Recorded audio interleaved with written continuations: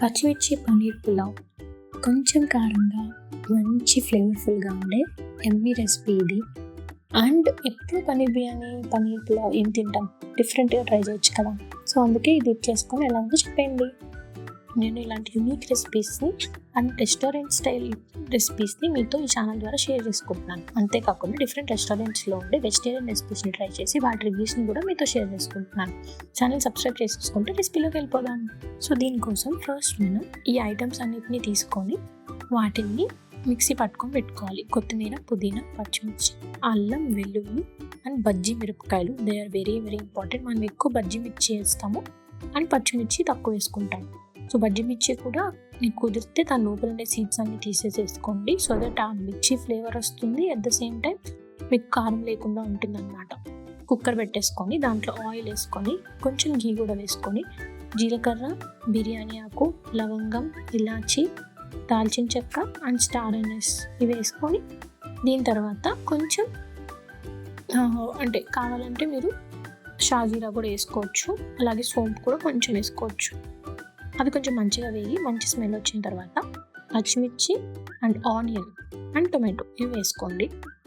So దీనికి సరిపడా onions మంచిగా ఫాస్ట్ కుక్కడానికి సరిపడా సాల్ట్ వేసుకొని ఇవన్నిటిని మంచిగా వేగనివ్వండి. అవి కొంచెం వేగాక మనం ఇందాక చేసి పెట్టుకున్న మసాలా పేస్ట్ ఏదైతే ఉందో ఆ పేస్ట్ మొత్తాన్ని దీంట్లోకి వేసేస్తాం. దీనికి సరిపడా సాల్ట్ వేసుకొని అలాగే పన్నీర్ క్యూబ్స్ కూడా వేసేసుకుంటాం. పన్నీర్ సాఫ్ట్గా ఉండడానికి ఒక టిప్ ఏంటి అంటే, పన్నీర్ని మీరు ఫస్ట్ ఫ్రిడ్జ్లోంచి తీస్తాం కదా, ఫ్రిడ్జ్లోంచి తీసాక కొంచెం లైట్ హాట్ వాటర్లో దాన్ని కొంచెం డిప్ చేసి తర్వాత చేసుకుంటే చాలా స్మూత్గా వస్తాయి పన్నీర్ క్యూబ్స్. సో దాని తర్వాత మంచి చిలికిన కర్డ్ వేసుకోండి. అది సిమ్లో మంచిగా వేగనివ్వాలి. అంతా వేగిన తర్వాత ఇంకొంచెం ఘీ వేసుకొని హాఫ్ అన్ అవర్ నానబెట్టిన బిర్యానీ రైస్ వేసుకొని దాని తర్వాత దీనికి వాటర్ పోసుకోవాలి. వాటర్ నేను ఎలా పోస్తాను అంటే, ఒక 3 glasses ఆఫ్ రైస్ తీసుకుంటే 4 glasses ఆఫ్ వాటర్ వేస్తాను. అండ్ దాంట్లోకి అండ్ ఇది హాఫ్ అన్ అవర్ నానబెట్టిన బిర్యానీ రైస్ కానీ గుర్తుపెట్టుకోండి. దీంట్లోకి మనం సరిపడినంత సాల్ట్ వేసుకోవాలి. Okay, and then half piece of లెమన్ని పిండుకోవాలి.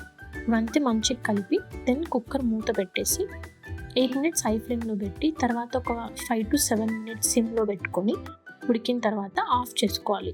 మనకి ఎన్ని విజిల్స్ వస్తున్నాయో దాంతో సంబంధం లేకుండా ఇలా చేస్తే మీకు పర్ఫెక్ట్గా రైస్ ఉడుకుతుంది. ఆవిరంతా పోయేంత వరకు కుక్కర్ మూత ఓపెన్ చేయకూడదు.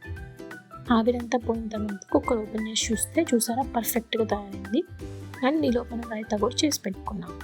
స్పెషల్లీ ఈ రెసిపీ వచ్చేసరికి మనకి రైతాతో చాలా అంటే చాలా బాగుంటుంది. అందరూ ట్రై చేసి ఎలా ఉందో కమెంట్స్లో చెప్పండి.